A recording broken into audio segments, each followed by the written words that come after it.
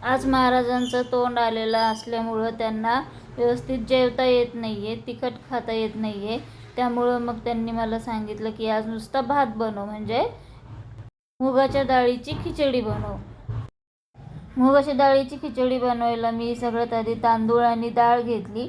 माझ्याकडे मिक्स डाळ आहे, तुरीची, मुगाची, मसुराची, असं हरभऱ्याची, अशी मिक्स डाळ आहेत.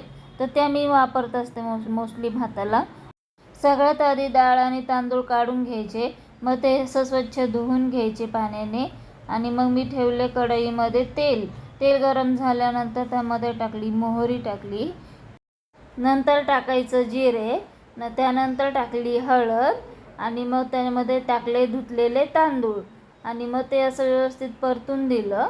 आणि परतल्यानंतर त्याच्यात वरतून मीठ पण टाकायचं. भात असं मिक्स करून असं थोडा वेळ परतायला ठेवल्यानंतर वरतून टाकायचं पाणी, आणि पाणी टाकल्यानंतर तो ठेवायचा शिजायला.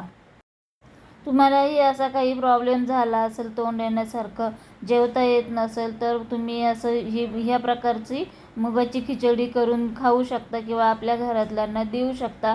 एकदा ट्राय नक्की करा. व्यवस्थित असं पोट पण भरेल आणि त्रास पण नाही होणार जेवायला.